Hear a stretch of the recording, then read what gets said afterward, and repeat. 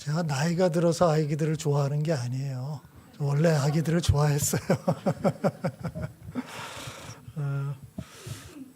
아기들과 동물의 공통점 딱 하나 제가 발견한 거는 한 가지 있습니다. 자기를 좋아하는 사람을 알아본다. 그래서 아기들이 저를 참 좋아해요. 자, 오늘은 마가복음 6장 30절에서 44절 말씀입니다.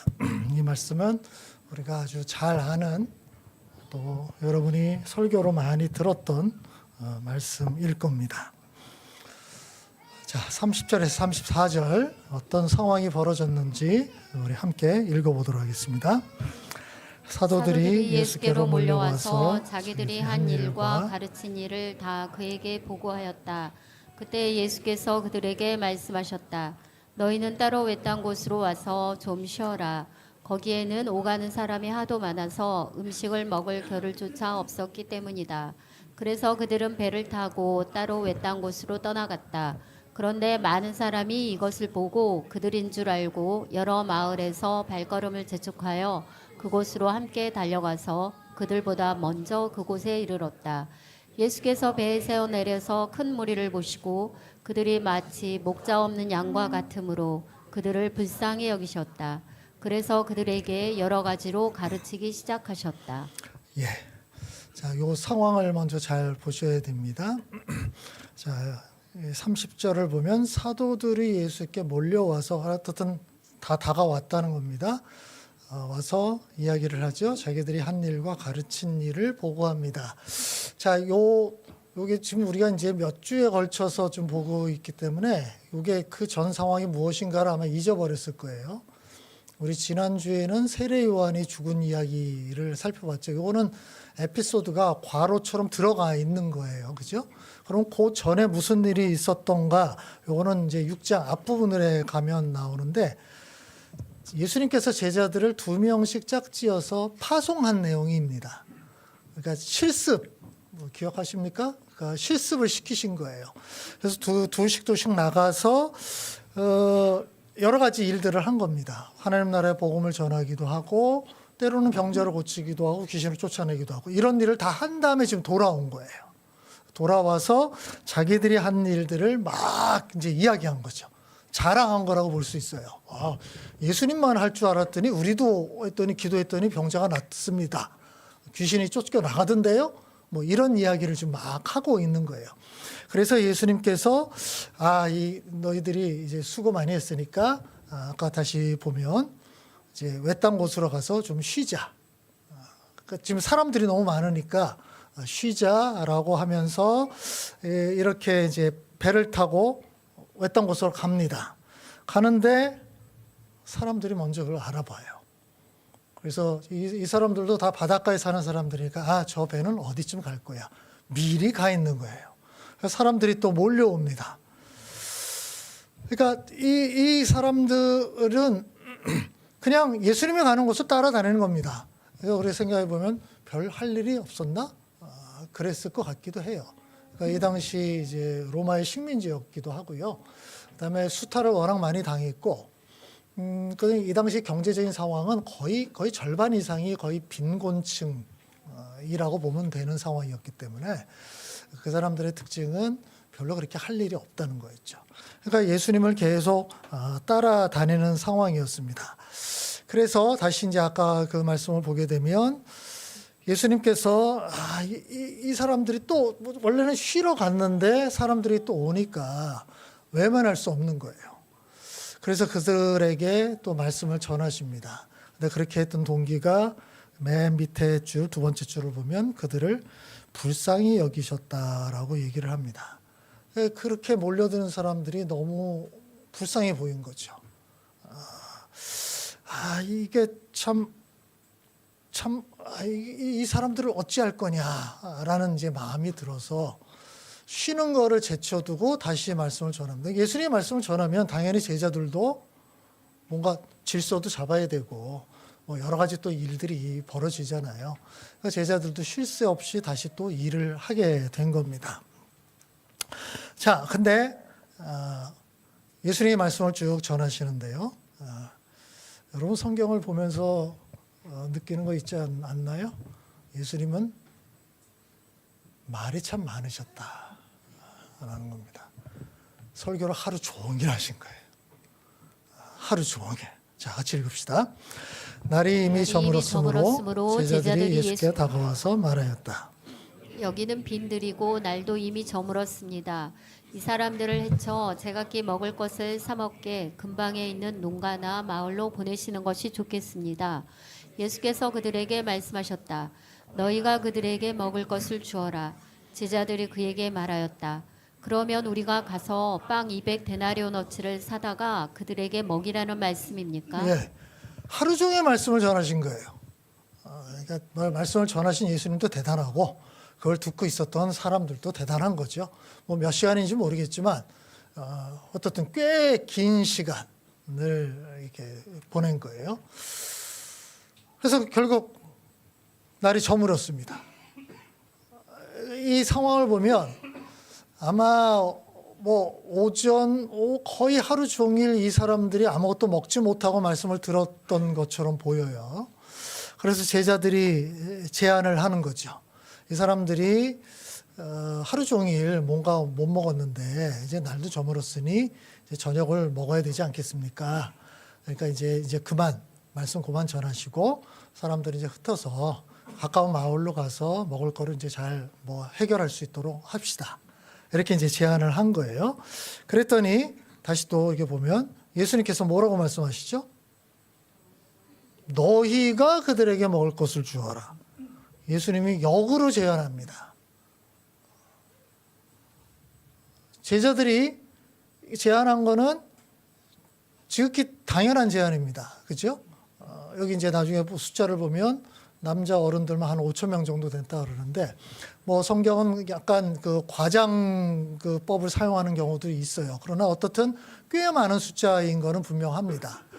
그 사람들을 먹을 걸 줄 수는 없잖아요. 그러니까 당연히 이제 가서 알아서 잘 먹게 해주지요. 이렇게 얘기를 했더니 예수님께서 너희가 먹을 걸 주라고 제안하시는 거예요. 너희가. 근데 요거 원래 성경 원문을 보면 너희가는 강조형이에요. 너희가 직접 좀 뭔가 좀 해결해 줘라라고 말씀을 하신 거예요. 그러니까 예수님께서 지금 하나님 나라의 복음을 전했습니다. 영적인 양식을 준 거라고 볼 수 있죠. 근데 지금 그 육신의 양식, 먹을 것도 좀 주기를 원하셨던 거예요. 제자들이 이 예수님의 제안을 들었을 때 어떤 생각이 들었을까요? 갑자기 이제 뭐가 마비가 된 느낌과 더불어서 또 제자들은 굉장히 현실적인 사람이거든요. 계산을 하기 시작합니다. 머리가 이제 막 돌아간 거예요. 그래서 계산을 한 다음에 다시 또 앞에 보면 어떤 계산이 나옵니까? 이 사람들에게 먹을 거를 주려면 200데나리온이 필요합니다. 맨 마지막 줄에 나오죠. 200데나리온이 필요합니다. 이 정도를 어떻게 합니까? 우리가 가진 돈도 없다. 그럼 우리가 준비한 먹을 것도 없다. 근데 이들에게 어떻게 먹을 걸 주냐? 200데나리온이 어느 정도 될 거냐? 뭐 통상적으로는 뭐 데나리온을 하루에 품삯이라 그러는데 정확히는 모르겠습니다. 어떻든 그 정도라고 봐도 이 제자들이 200데나리온이라고 얘기했는데 지금식으로 따져도 뭐 거의 뭐 1,000만 원, 2,000만 원 이상 되는 액수일 거예요. 그러니까 그 돈을 제자들이 가지고 있을 리는 없고요. 그렇다고 먹을 거를 미리 준비했을 리도 당연히 없겠죠. 그렇죠? 그러니까 제자들이 이렇게 반응을 보인 거는 지극히 당연한 겁니다. 이 사람들은 먹을 걸 주라고? 그럼 어림 계산해봐도 이거 한 2천만 원 들어가겠는데? 우리가 돈이 어디 있어? 예수님이 이거 몰랐을까요? 알았겠죠. 그러면 도대체 예수님은 왜 이렇게 무리한 짓을 하셨을까요? 이게 좀 무리한 짓입니다. 불가능한 거예요. 근데 왜 이렇게 무리한 짓을 했을 거냐 말이에요. 자, 여기서 제가 서두에 요 정황을 잘 보자라고 얘기를 했습니다. 자, 요 일이 일어나기 전에 무슨 일이 있었다고요? 제자들이 두씩 파송 갔다 왔다 그랬죠. 가서 뭘 했다고요? 귀신도 쫓아내고 병자도 고치고요. 놀라운 기적적인 일들을 하고 돌아왔어요. 그렇죠. 자, 그 전에 예수님도 그런 일들을 계속 하고 있었죠. 그죠? 제자들 그걸 다 봤습니다. 그 제자들도 직접 그걸 했어요. 자, 요게 바로 어제까지 일어났던 일이에요. 그 다음날 사람들이 굉장히 많아요. 예수님께서 너희들이 먹을 거를 줘라. 그럼 예수님 무엇을 지금 생각한 거예요? 너희가 어제까지 체험한 거 있지? 병자도 고쳤고 귀신도 쫓아냈지 않니? 자, 그걸 기억하면 오늘 이 사람들에게 먹을 걸 주는 거 가능하지 않겠냐라는 거예요. 그죠? 예수님이 지금 무리한 요구를 한 게 아니라 연속선상에서 얘기를 하는 거예요. 그러니까 너희가 어제까지 경험한 거를 기억하고 내가 어떤 일을 했던가를 잘 기억하고 있다면 이 사람들에게 먹을 거를 주라는 것이 전혀 무리한 것이 아니라는 것을 알 거야. 그 예수님은 지금 뭘 기대하셨을까요? 그래요. 이거 우리가 해볼 수 있죠, 뭐. 그죠? 어제까지 해봤으니까. 우리가 해볼 수 있죠. 한번 좀 뭐 시도해 볼게요. 아마 예수님이 이걸 기대하셨을 거예요. 그게 되든 안 되든 본인들이 체험한 게 있었으니까 그것을 기초로 그러면 우리가 5,000명 한번 좀 시도해 보겠습니다. 그럼 어떻게 할까? 뭔가 의논하고 이렇게 하기를 원했는데 제자들의 즉각적인 반응은 뭐였습니까? 바로 현실적인 계산으로 돌아온 거예요. 어제까지 하나님의 능력을 경험했던 거 싹 잊어버립니다. 오늘 새로운 문제가 딱 터지니까 그냥 그 문제에 몰입이 돼버립니다. 그리고 더 이상 거기에는 하나님이 적용이 안 돼요. 본인들이 지금까지 체험했던 게 적용이 안 되는 거예요. 자, 그래서 요건 이제 제자들이 지금 했던 일들이었거든요. 그럼 요걸 조금만 기억을 하고 있었어도 지금 뭔가 해볼 수 있을 텐데요. 근데 제자들이 다 잊어버린 겁니다. 저는 이거는 제자들만의 문제는 아니고 우리 모두의 문제다. 우리도 좀 생각을 해보면 찬송가에 있는 것처럼 지금까지 우리가 지내온 것이 다 하나님의 은혜다라고 얘기를 하는데 그냥 이게 입에 발린 소리가 아니라 또 잘 생각해 보면 하나님께서 그때그때마다 베풀어 주신 은혜와 또는 여러분이 경험했을 어떤 기적적인 일들이 있었을 겁니다. 그런데 문제는 뭐냐면 우리는 늘 새로운 문제를 또 직면하게 됩니다. 새로운 문제를 직면하면 거기에 압도돼서 과거 일들 다 잊어버립니다. 다 잊어버려요. 그리고 그 문제 앞에서 또 하나님을 원망하고 나는 할 수 없어요. 아무것도 못해요. 또 다시 리셋되는 거예요. 그냥 다시 초기화돼서 초기로 돌아가요. 그 이후로 경험했던 것들이 다 사라져버리는 거예요. 제자들이나 우리나 별로 다를 바 없어요. 그래서 제가 늘 강조하지만 성경에서 처음부터 끝까지 계속 반복해서 나오는 단어가 기억하라, 기억하라, 기억하라예요. 그 얘기는 우리가 너무 잘 잊기 때문에 우리는 너무 잘 잊어버려요. 그래서 하나님께서 기억해라, 기억해라. 이스라엘 백성이 광야에서 40년 동안 우리가 성경을 보다 보면 어떻게 이런 놈들이라는 말이 나와요. 하나님의 은혜를 이렇게 많이 체험을 했는데 어떻게 끊임없이 원망하고 불평하고 끊임없이 반역을 할까? 근데 그 이야기가 성경에 왜 들어갔을까요? 우리가 그들과 똑같기 때문에. 그래서 진짜 믿음의 길로 성장하기를 원한다면 기억력이 좋아야 됩니다. 기억이 좋아야 돼요. 그리고 그 기억 위에 내가 계속 한 단계씩 올라가야 됩니다. 그게 믿음으로 성장하는 길이고요. 다른 말로 하면 배은망덕하지 않는 길이에요. 하나님께서 원하시는 게 그거고요. 지금 예수님께서 제자들에게 요구하시는 것이 바로 요것이었다라는 사실입니다. 자, 제자들의 이 진짜 기대를 저버리는 이 반응을 듣고 예수님께서 이제 우리 잘 아는 오병이어의 기적을 베푸시죠. 같이 읽어봅시다. 예수께서 그들에게 말씀하셨다. 너희에게 빵이 얼마나 있느냐? 가서 알아보아라. 그들이 알아보고 말하였다. 빵 5개와 물고기 2마리가 있습니다.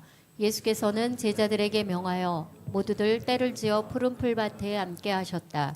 그들은 100명씩 또는 50명씩 때를 지어 앉았다. 예수께서 빵 5개와 물고기 2마리를 들어서 하늘을 쳐다보고 축복하신 다음에 빵을 떼어서 제자들에게 주시고 사람들에게 나누어 주게 하셨다. 그리고 그 물고기 2마리도 모든 사람에게 나누어 주셨다. 그들은 모두 배불리 먹었다. 빵 부스러기와 물고기 남은 것을 주워 모으니 12광주리에 가득 찼다. 빵을 먹은 사람은 남자 어른만도 5,000명이었다. 예. 제자들의 200데나리온 반응에 예수님이 아마 한숨을 쉬셨을 거예요. 아이고 이놈들 아직도 멀었구나. 그리고 바로 제자들에게 묻죠. 너희들이 가지고 있는 게 도대체 뭐냐. 그랬더니 제자들이 이제 막 수소문한 겁니다.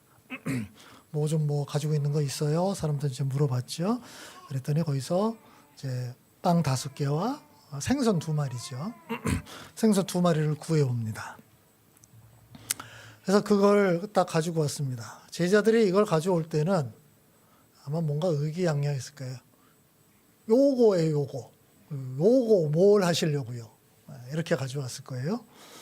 예수님께서 요거를 딱 받으시고 요걸 기초로 이 사람들을 먹여주겠다 생각하시고 사람들을 잘 정리해서 앉혀라. 그래서 그룹을 지어서 앉게 하죠. 그리고서 그것을 가지고 축복 기도를 드리십니다. 기도를 드리시고 제자들을 12명에게 딱 떼어서 나눠줍니다. 나눠줘라. 우리 잘 아는 대로 계속 떼어서 나눠줄수록 이 바구니에 떡과 빵과 생선이 전혀 없어지지 않죠. 오히려 계속 늘어나는 놀라운 일들이 벌어집니다. 결국 5,000명이 넘는 모든 사람들이 다 배불리 먹었습니다. 그리고 12광주리는 뭐죠? 제자들이 12명이었으니까 이제 한 광주리씩 들고 다닌 거예요. 그게 이렇게 많이 남은 거예요. 우리가 잘 아는 진짜 오병이어의 기적이 일어났습니다. 우리 여기에서 조금 생각해야 될 것들이 몇 가지가 있는데요. 첫 번째는요. 종종 믿음이 좋다고 하는 사람들은 하나님께서 우리에게 우리의 어떤 영적인 부분에만 관심을 가지신다라고 착각할 때가 많습니다. 예전에 기도에 대해서 제가 설교할 때 이야기를 했던 거 기억하십니까? 하나님과의 교제 기도, 대화 기도, 뭐 이런 기도를 주장하는 사람들, 그 의미가 있습니다. 근데 그 사람들의 오류가 뭐냐면 하나님께 우리의 육신의 필요를 구하는 기도를 굉장히 열등하게 본다는 거예요. 그거는 기복신앙과 비슷하다라고 같이 절하하는 경향이 있다라는 거예요. 이거는 분명히 잘못된다는 거라고 얘기를 했죠. 성경 전체를 보면요. 성경에 나오는 거의 대부분의 기도 내용이 뭘까요? 하나님과 교제하고 대화하고 침묵하면서 하나님의 음성을 들으려고 하고 이런 기도일까요? 그런 기도 10%도 안 됩니다. 대부분의 기도 내용이 뭐예요? 주세요, 주세요예요. 그게 성경에 나오는 기도 내용이에요. 하나님 나 병 고쳐주세요. 하나님 나 이 문제 있습니다. 해결해 주세요. 그 기도 내용이잖아요. 그렇지 않아요? 그러면 우리의 육신의 필요를 위해서 하나님께 간구하는 것은 믿음이 부족하다는 뜻이 아니에요. 그건 오히려 믿음이 좋은 뜻입니다. 왜 믿음이 좋은 거라고 얘기를 하죠? 그것도 하나님이 해결해 주실 수 있다고 믿는 거기 때문에. 그래서 이건 믿음이 좋은 거예요. 물론 우리가 영적인 필요를 위해서 하나님께 열심히 간구해야 되겠죠. 그리고 우리 영적으로 성장을 해야 되겠습니다. 그러나 하나님은 그것뿐만이 아니라 우리의 육신의 필요도 채워주기를 원하신다는 거예요. 물론 그 뒤에 하나님의 뜻이라는 거대한 우리가 잘 충분히 이해할 수 없는 어떤 것들이 분명히 있습니다. 근데 그거를 내가 미리 판단할 필요는 없어요. 하나님의 뜻이 무엇인지는 우리 모르거든요. 그죠? 모르기 때문에 모르면은 내가 할 수 있는 거를 하면 돼요. 할 수 있는 게 뭐죠? 내게 이것이 필요해요. 내가 이 어려운 상황에 처해 있어요. 그거 가지고 하나님께 나가는 거예요. 그 다음에 하나님의 뜻이라는 것을 하나님께서 이제 알아서 하실 거란 말이에요. 그건 하나님께 달린 문제예요. 내가 그걸 미리 판단할 필요가 없어요. 그건 나중에 기도하는 가운데서 나중에 하나님께서 그걸 깨닫게 하시거나 알려주시거나 일의 진행 상황을 통해서 보여주시는 거예요. 기도하기 전부터 내가 미리 요건 하나님의 뜻에 맞고 요건 아닐 거잖아요. 그거 내가 하나님이 아니에요. 내가 해야 될 거는 뭐냐면 내가 이거 필요하다. 내가 지금 어려운 일에 직면했어. 저 굉장히 이거 해결하기 너무 어려워. 하나님께 가져가야지. 하나님, 내가 이런 문제가 있어요. 내가 이런 어려움이 있어요. 이거 좀 해결해 주셨으면 좋겠어요. 도와주세요. 기도하는 거예요. 그 기도하는 가운데서 혹시 우리의 귀가 열려 있으면 하나님께서 주시는 어떤 말씀이 들릴 수도 있고요.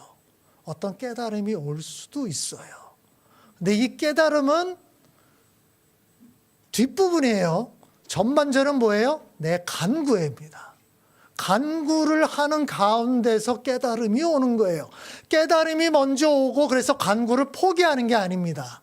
간구를 하고 하나님께 매달리고 애써서 간청을 하는 것, 그렇게 하는 가운데서 하나님의 어떤 뜻이 조금씩 분별이 돼서 내 기도 방향이 조금씩 전환이 될 수 있어요. 그거는 하나님께서 이제 나를 다루실 거예요. 내가 미리 결정을 하면 안 되는 겁니다. 어떻든 기본적인 것은 하나님은 우리의 영적인 필요에도 관심을 가지시지만 우리의 육신의 필요에도 하나님은 지대한 관심을 가지고 계신다. 왜요? 하나님은 우리의 영혼만 만든 게 아니라 우리 육신도 만들었잖아요. 그죠? 이 육체가 이 땅에서 살아가야 되지 않습니까? 살아가려면 필요한 것들이 있잖아요. 하나님이 뚝 만들어 놓고 그럼 네가 알아서 살아 이렇게 하지는 않는 거예요.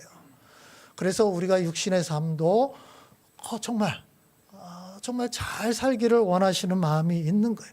예수님께서 이거를 보여주시는 겁니다. 하루 종일 영적인 양식을 주셨습니다. 말씀을 전하셨어요. 그러면 영적으로 충만했으니까 이 사람들 다 된 거 아닙니까? 근데 예수님은 아니에요. 이 사람들 배고픈데 먹을 거 줘야 되는데. 이 예수님의 마음을 우리가 이해해야 됩니다. 이 사람들 지금 굶주렸는데 배고픈데 먹을 거 줘야 되는데. 이거 굉장히 영적인 거예요. 그죠? 그 사람을 긍휼히 여기시는 예수님의 마음이 들어가 있는 거예요. 그러니까 우리가 하나님께 나아갈 때도 이런 마음을 가지고 담대하게 나갈 수가 있고요. 또 우리가 서로를 보면서도 교회 안의 공동체에서도 우리가 서로의 영적인 필요를 채워주기 위해서 노력도 하지만 또 서로의 육신의 필요들도 있습니다. 그것들을 채워주는 것, 그것도 굉장한 영적인 일입니다. 두 번째, 자, 예수님이 제자들에게 5,000명에 먹을 걸 주라고 하셨을 때 제자들은 예수님이 말도 안 되는 요구를 하는데 불평을 했죠. 왜 불평을 했습니까? 이유 간단하죠. 가지고 있는 게 없으니까. 빵도 없고 생선도 없고 그걸 살 돈도 없었으니까요. 그렇죠? 근데 전혀 없는 건 아니었죠.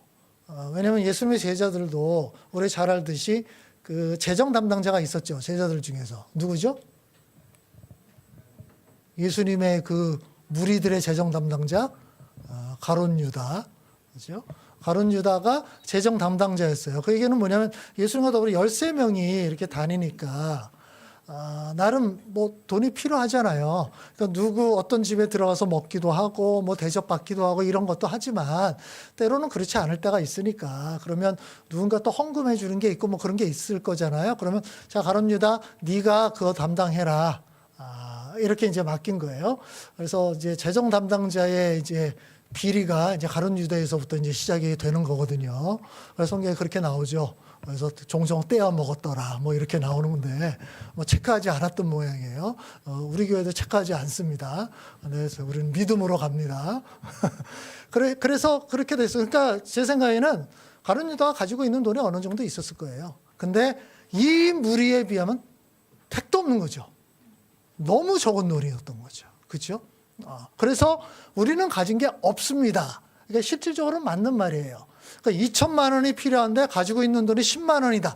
이건 거의 없는 거랑 마찬가지잖아요. 그러니까 없다고 대답을 하는 게 맞을 겁니다. 그래서 막 수수몰에서 가져온 게 빵 5덩이하고 생선 2마리를 가져온 거예요. 요거밖에 없다라고 얘기를 하는 거예요. 우리는 종종 하나님께서 너 가진 게 뭐가 있니? 그거 가지고 내가 좀 뭐 좀 해보려고 그러는데 좀 가지고 있는 게 있냐? 그러면은 우리는 거의 없는 것만 생각을 합니다.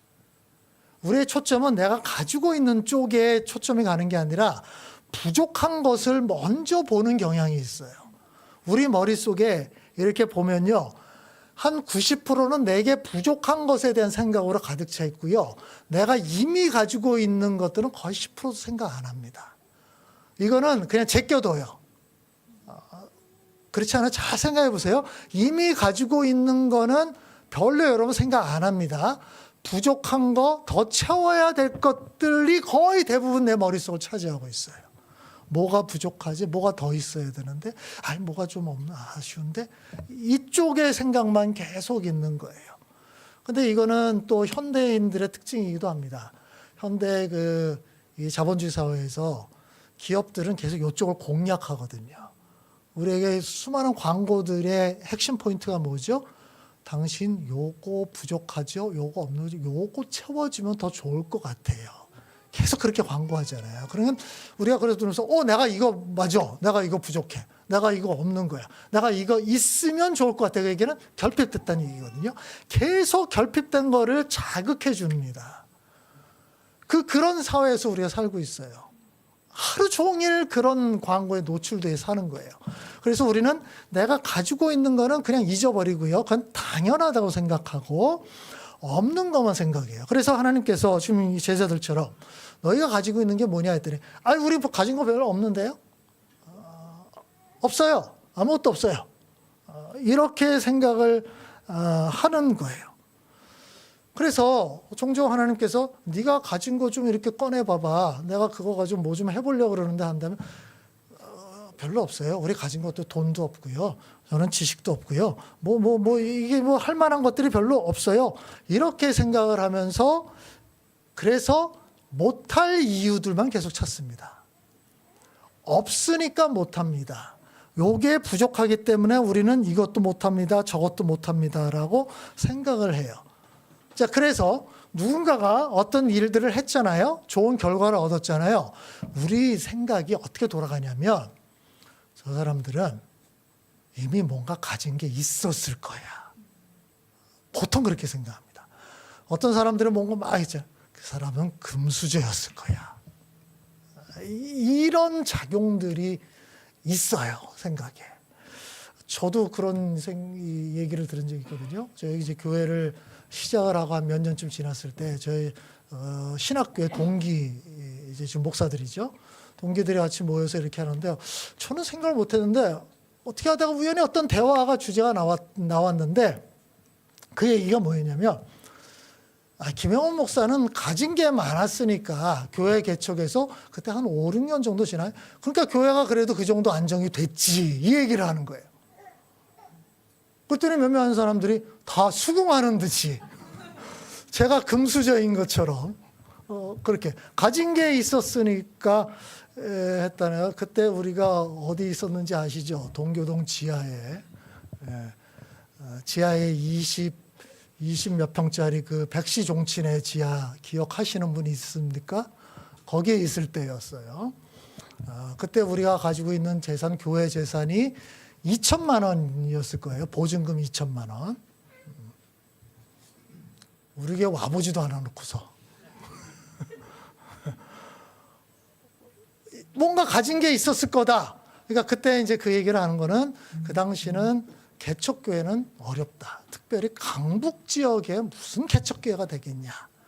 그랬는데 어떻든 5년 지나서 우리 교인들이 한 100명 정도가 됐고 그래도 어느 정도 안정된 궤도로 들어갔거든요. 그 얘기를 듣더니 그 얘기를 하는 거예요. 김영원 목사님 이미 가진 게 있었으니까. 뭘 가진 게 있었어요? 없었거든요. 처음에 우리 교회 시작할 때 몇 명이 시작했죠? 우리 부부하고 김주환 목사, 거기 이제 거기 목사였고 다른 쪽이었고. 그래서 5명이서 시작을 했단 말이에요. 뭘 가지고 뭘 금수저를 시작을 했어요? 근데 이게 이제 사람의 경향이에요. 누군가 뭔가를 한 거를 보면 바로 우리는 그 사람은 원래부터 가진 게 있었을 거야. 그 생각을 하게 됩니다. 근데 속사정을 알고 보면요. 다 비슷해요. 다 그렇지 않아요. 그 얘기는 뭐냐면 내가 어떤 걸 못하는 변명거리를 찾는 거예요. 나는 이게 없어서 못합니다. 그러니까 나는 지금 이거 나한테 뭐라 그러지 마요. 난 뭐 못하는 게 당연한 거니까. 원래 없었기 때문에. 이런 경향이 우리들에게 있는 거예요. 제자들이 바로 그런 모습인데요.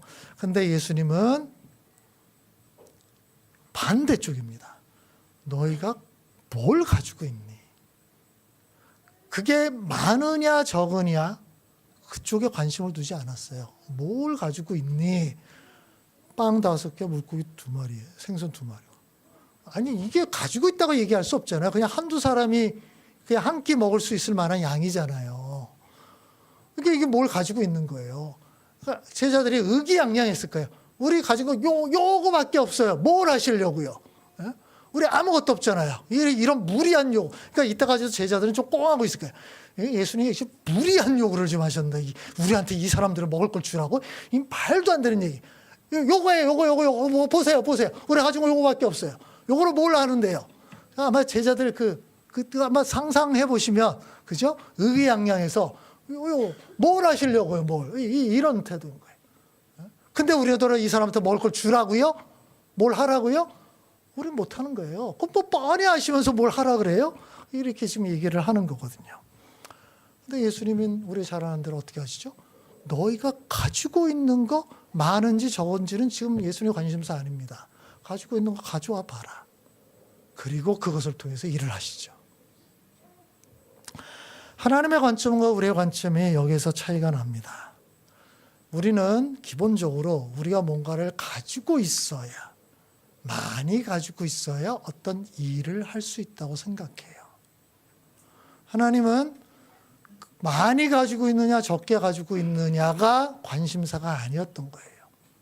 네가 가지고 있는 거 내가 너에게 준 거 있지 않니? 그거 뭔지 한번 생각해 봐라. 그게 많을 수도 있고 적을 수도 있어. 그거 상관하지 말고 네가 가지고 있는 거 한번 내놔봐. 그럼 내가 그거 가지고 뭔가를 해볼게 라는 거예요.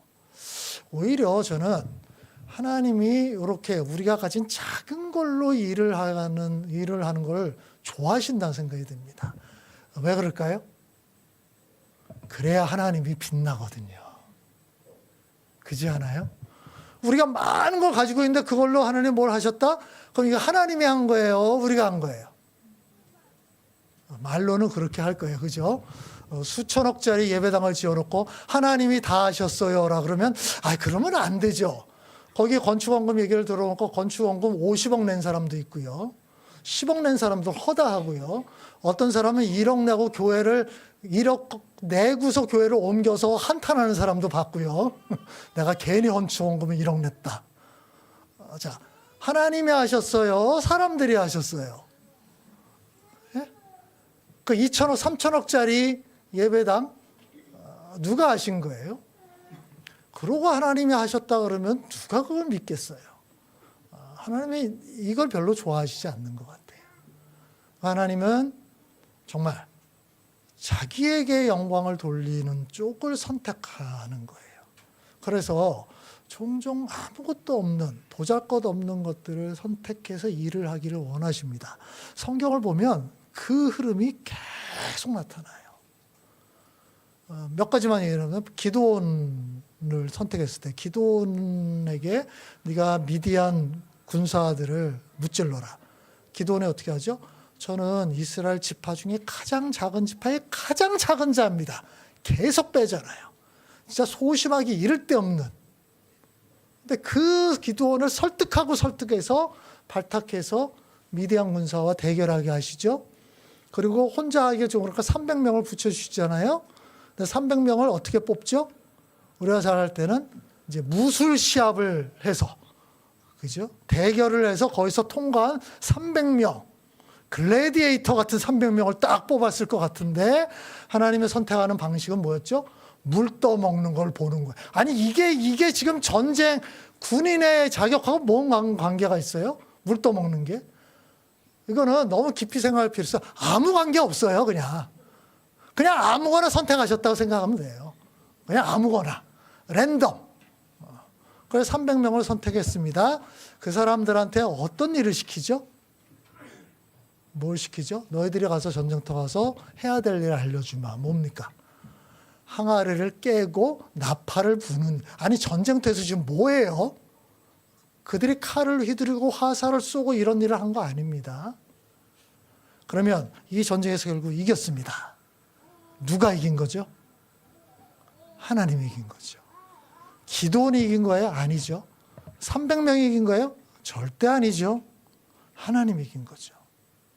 하나님이 지금 원하시는 게 이런 거예요. 요거 우리가 잘 생각을 해봐야 되는 거예요. 예수님이 제자들을 선택했다. 제자들의 면면 우리가 쭉 살펴봤습니다. 내세울 만한 사람 하나도 없었어요. 근데 그 당시에도 꽤 그런 사람들이 있었거든요. 근데 예수님은 제가 생각할 땐 이건 의도적이다. 그래서 결국 제자들 그 12명을 통해서 교회를 시작하셨고요. 지금 이렇게 엄청난 교회를 이루셨잖아요.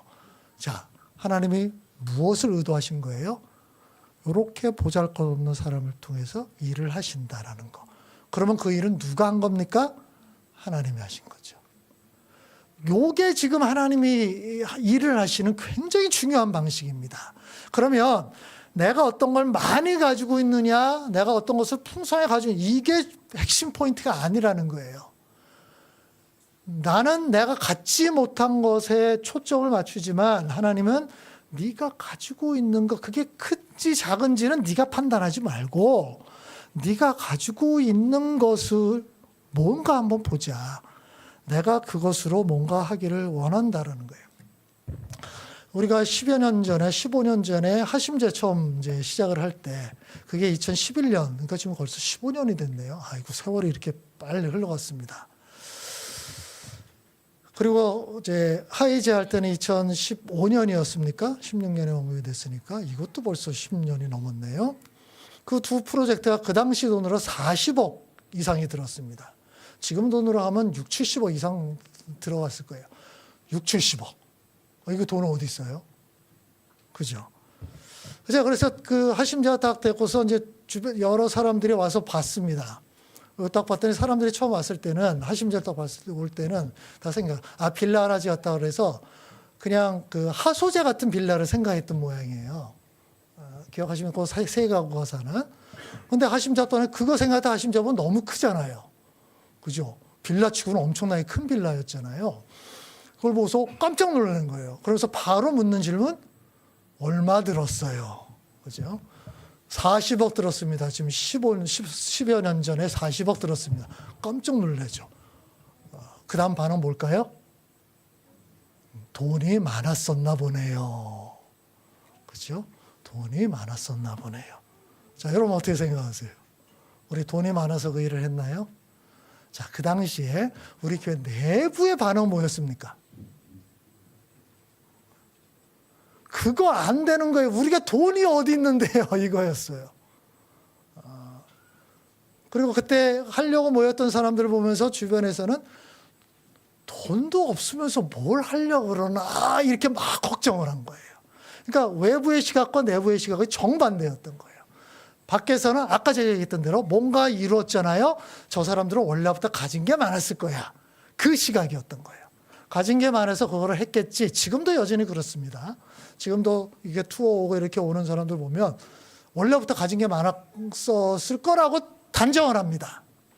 근데 우리는 잘 알아요. 우리는 가진 게 진짜 별로 없었어요. 그런 사람들이 모여서 시작을 했습니다. 근데 우리가 그걸 왜 했죠? 우리가 생각해 2011년, 10년, 11년으로 돌아가 보면 하나님께서 교회에 대한 생각이 이런 거고 교회는 공동체여야 되고 공동체를 진정을 하려면 지역 공동체, 마을 공동체, 거기에 공동체 주택까지 나아가는 게 하나님께서 생각하셨던 것들의 순차적인 것들 연결이 된다라고 우리가 분별을 한 겁니다. 하나님의 뜻이라는 것을 분별을 한 거예요. 그래서 그냥 첫 발을 내디뎠습니다. 우리가 갖지 못한 것에 집중하지 않았어요. 그때 40억을 먼저 생각했으면 이거 절대로 이루지 못했을 겁니다. 40억을 먼저 모은 다음에 하자 지금도 절대로 못했을 거예요. 근데 우리가 갖고 있는 게 도대체 뭐냐? 제자들이 있는 것처럼 보리떡 5개, 생선 2마리 그 정도밖에 없었거든요. 근데 이거 필요한 일이야? 하나님께서 기뻐하시는 일이야? 해보는 거지 뭐. 저는 이걸 어떻게 생각하냐면 이게 여러분 눈사람 만들 때 처음에 어떻게 만듭니까? 처음부터 눈덩이를 크게 만들 수 없잖아요. 어떻게 하죠? 처음엔 요만하게 눈을 뭉치잖아요. 그렇죠? 그 다음에 얘를 굴리죠. 중요한 건 뭐냐면 요거를 뭉치는 거예요. 맞죠? 요거 없이 이만한 눈사람 만들 수 없어요. 사람들은 이것만 생각해요. 하루아침에 이게 만들어졌다고 생각을 해요. 그렇죠? 근데 과정을 쭉 되돌아가서 보면 요거를 먼저 뭉쳐서 가지고 시작하는 게 중요한 거예요. 그 다음에 얘를 굴리는 거죠. 그러다 보면 어느새 얘가 커져 있어요. 저는 하나님께서 원하시는 것이 요거라고 생각을 해요. 너희가 가지고 있는 게 뭐니? 우리는 갖지 못한 거를 생각을 하는데 하나님은 너희가 가진 게 뭐니? 요거를 생각하시는 거예요. 그럼 요거 가진 거 있지?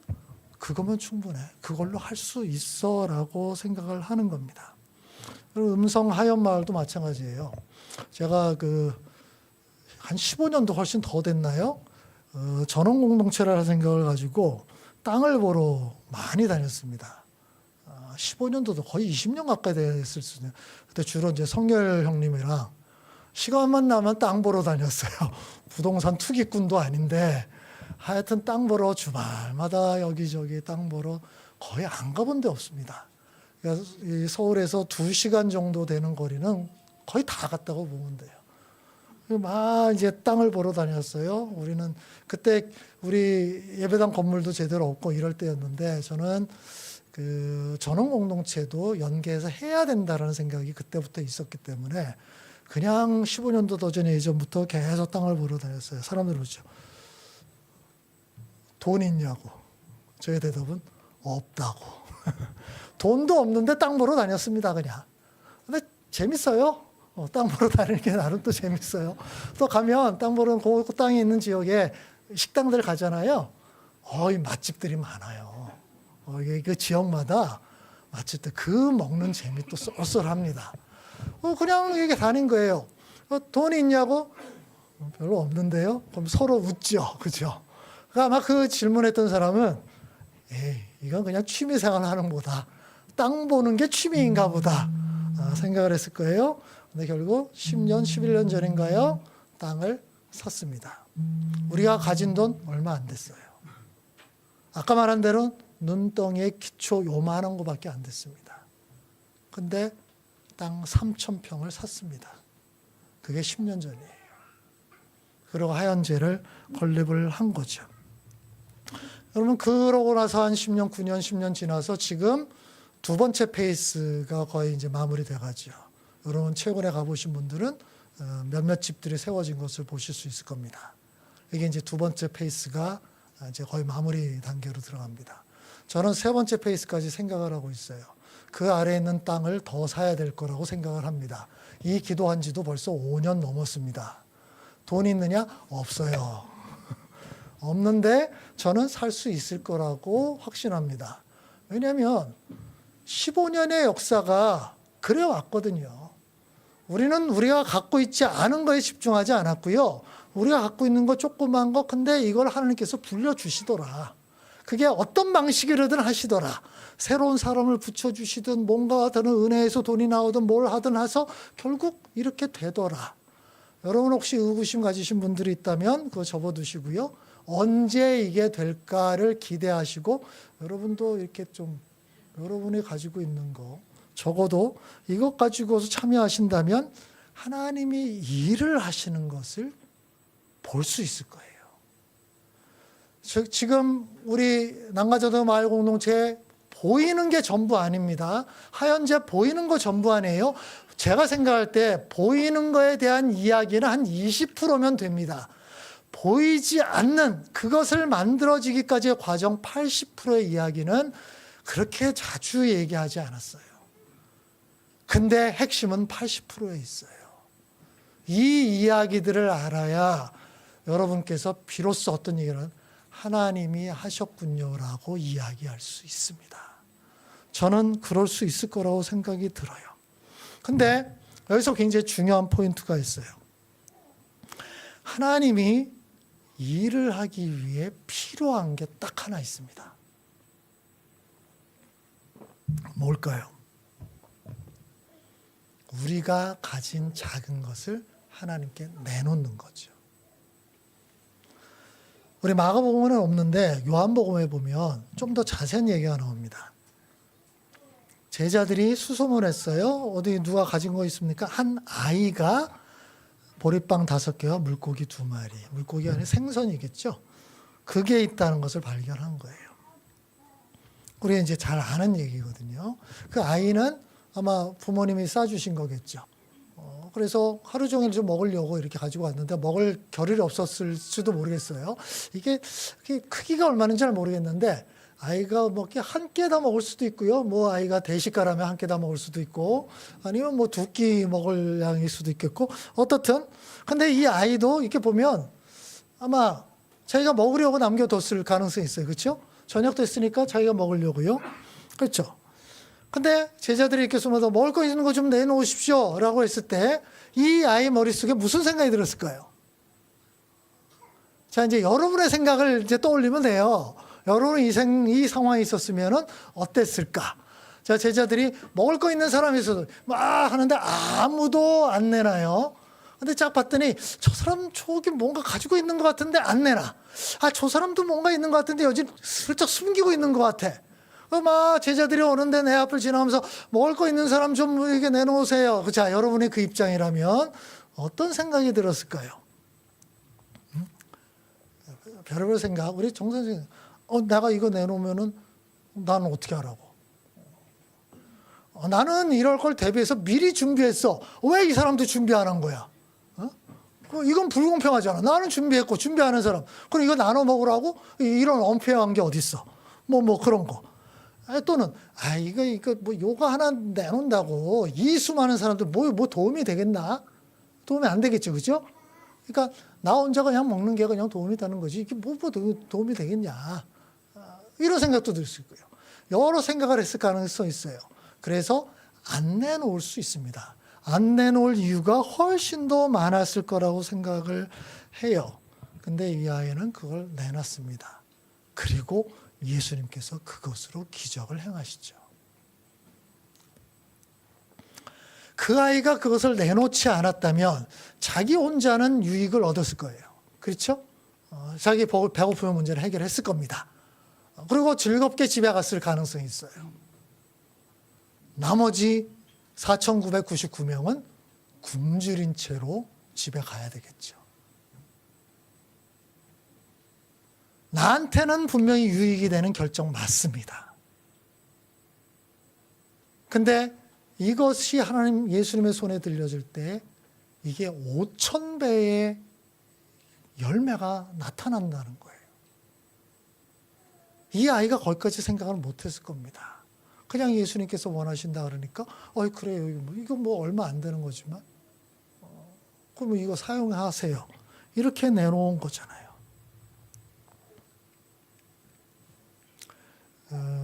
선교사님에게서 최근에 들은 얘기인데요.